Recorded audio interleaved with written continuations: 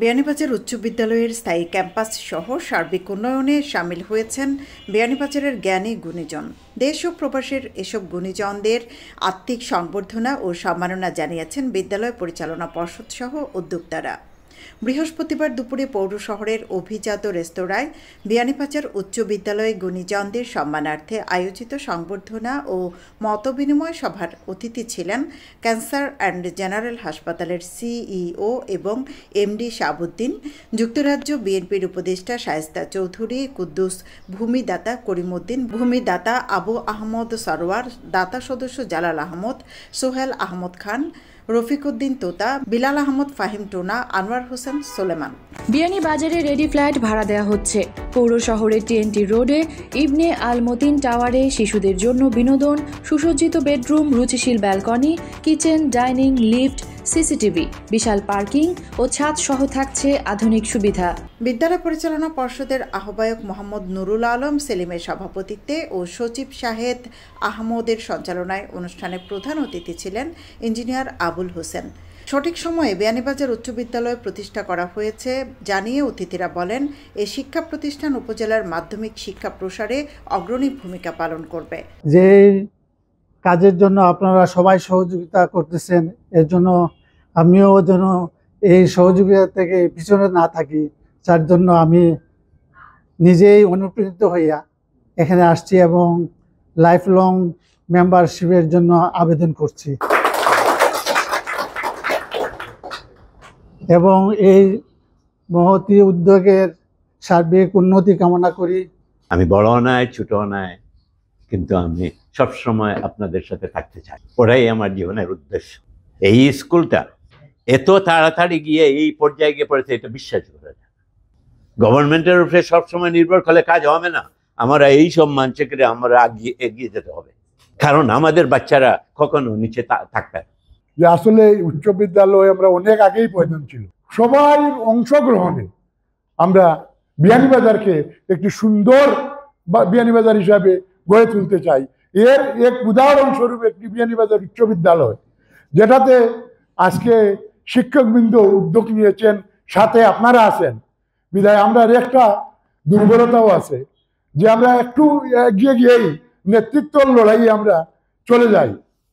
তাই আমি সবার কাছে অনুরোধ রাখবো যে এটা যেন বিয়ানীবাজার একটা দৃষ্টান্ত হয়, যে আমরা সর্বস্থলের বিয়ানীবাজারবাসী একটা প্রতিষ্ঠান গড়েছি, সব দলমত নির্বিশেষে আমরা একমতের বাক্যে একটা প্রতিষ্ঠান গড়েছি। এই আহ্বান আমার আপনাদের কাছে থাকবে। 3-4 দিন আগে বিভাগীয় কমিশনার সাথে আমার একটা মিটিং হয়েছে, তো আমি উনিকে এটা আমাদের এই স্কুলের সম্বন্ধে আমি বলে আসছি এবং আগামী 20 তারিখ আমাদের এডিশনাল কমিশনার আসবে দেবজিৎ, তাকেও আমি বলেছি, ডিসি মহোদয়কেও বলেছি, উনিও আসবে। তো আসলে এই প্রতিষ্ঠানটা আমরা যদি দেখাইতে পারি, তাহলে আমাদের যে প্রশাসনিক কিছু কাজ থাকতে পারে, এগুলো আপনারা, আমি শাহেদকে বলেছি, তোমরা একটু লিস্ট করো কী কী করণীয়, কী কী করতে হবে। তো ইনশাল্লাহ চেষ্টা করা যাবে যে কিভাবে এটাকে আরও দ্রুত সামনের দিকে নিয়ে যাওয়া যায়। বিদ্যালয়ের ভূমিদাতা ও দাতা সদস্য সহ উদ্যোক্তাদের প্রতি কৃতজ্ঞতা জানিয়ে বিদ্যালয়ের দায়িত্বশীলরা বলেন, সবার সহযোগিতা ও অক্লান্ত পরিশ্রমের ফলে মাত্র 3 বছরে স্থায়ী ক্যাম্পাস পেয়েছে বিয়ানীবাজার উচ্চ বিদ্যালয়। আমরা যদিও প্রথম দিকে আমরা ভালো ছাত্র ভর্তি করতে পারি না, জোরে করে ছাত্রদেরকে ভর্তি করেছি। আগামীতে আমরা আশা করি আমাদের এই বিদ্যালয়ে ভালো ছাত্রদেরকে নিয়ে খারাপ ছাত্রদেরকে ভালো করার নিমিত্তে আমরা প্রচেষ্টা চালাবো এবং সেই প্রচেষ্টার ফলে আমরা আমাদের উচ্চ বিদ্যালয় একসময় তার সঠিক স্থানে বাংলাদেশের স্থান করতে পারবে। এটা আমার বিশ্বাস। আমরা প্রবাসীদের কাছে সবাই ঋণী, এজন্য ওনারা দেশের জন্য সবসময় চিন্তা করেন, ওনারা বিয়ানীবাজারের জন্য চিন্তা করেন, এলাকার জন্য চিন্তা করেন। আমরা যে এই অবস্থায় একটা স্কুল গঠন করার সুযোগ নিয়েছিলাম বা করেছিলাম, আমরা প্রবাসীদের কাছে যখন আমরা আহ্বান করেছি, প্রবাসীরা এগিয়ে এসেছেন। প্রবাসীর এগিয়ে আসার ফলেই আজকে আমরা এই অবস্থানে চলে এসেছি।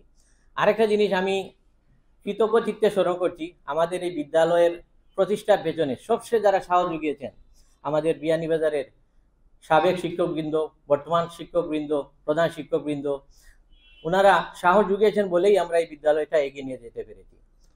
আমাদের এই অবস্থান থেকে আমরা আমাদের কাজ করে সবাইকে সাথে নিয়ে এগিয়ে যাওয়ার ফলে আমরা একটা ভূমি কিনেছি।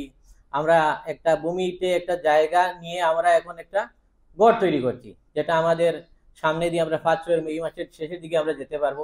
আমি সকলের সহযোগিতায় উদ্যোক্তাদের পক্ষ থেকে সকলের সহযোগিতা আমরা চাচ্ছি, যেভাবে এই স্কুলটা আপনাদের প্রত্যাশা পূরণ করতে পারে।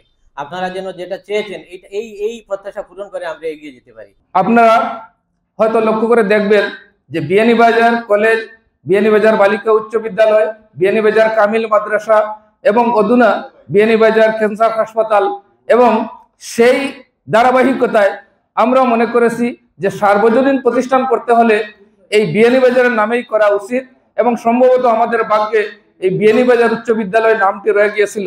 সেজন্য আমাদের পূর্বসূরীদের পদযাত্রায় আমরাও শরীক হলাম এই সামান্য আমাদের প্রচেষ্টা নিয়ে, এবং আমরা যে এত বেশি সাড়া পাবো এত অল্প দিনে আমাদের বিশ্বাস ছিল না। বিদ্যালয় প্রতিষ্ঠিত হয়েছে, হাঁটি হাঁটি করে চতুর্থ বর্ষে বিদ্যালয় পদার্পণ করেছে। আশা করি আপনাদের যে এই সহযোগিতা সর্বক্ষণ অব্যাহত থাকবে, এবং আপনাদের সহযোগিতা পেলে এই বিদ্যালয় একটা আদর্শ বিদ্যালয়ের উপরে একদিন স্থান লাভ করবে বিশ্বাস। সভায় বক্তব্য রাখেন বিয়ানীবাজার পৌর বিএনপির সাবেক সভাপতি আবু নাসির পিন্টু, পিএইচজি সরকারি উচ্চ বিদ্যালয়ের প্রধান শিক্ষক আব্দুল হাসিব জীবন, দাসৌরা দ্বিপাক্ষিক উচ্চ বিদ্যালয়ের প্রধান শিক্ষক আতাউর রহমান খলিল চৌধুরী, আদর্শ বিদ্যালয় নিকেতনের প্রধান শিক্ষক আব্দুল মালিক, কসবা বালিকা উচ্চ বিদ্যালয়ের প্রাক্তন প্রধান শিক্ষক আব্দুল হান্নান, বিয়ানীবাজার উচ্চ বিদ্যালয়ের উদ্যোক্তা আব্দুল বাসিত টিপু, বিয়ানীবাজার বালিকা উচ্চ বিদ্যালয়ের প্রাক্তন প্রধান শিক্ষক জিয়াউদ্দিন। অনুষ্ঠানে অন্যান্যের মধ্যে উপস্থিত ছিলেন সিলেট জেলা বিএনপির সহ সভাপতি নাজমুল হোসেন পুতুল, বিদ্যালয়ের উদ্যোক্তা সদস্য বিয়ানীবাজার কেমিস্ট অ্যান্ড ড্রাগিস্ট সমিতির সভাপতি আব্দুল কুদ্দুস, বিয়ানীবাজার উপজেলা বিএনপির সাবেক সাধারণ সম্পাদক সিদ্দিক আহমদ, উদ্যোক্তা সদস্য শাহজাহান সিদ্দিক ও শিহাবুদ্দিন সাপ সহ বিভিন্ন সামাজিক রাজনৈতিক দলের নেতৃবৃন্দ। সৈয়দা আখি হক, এবিটিভি।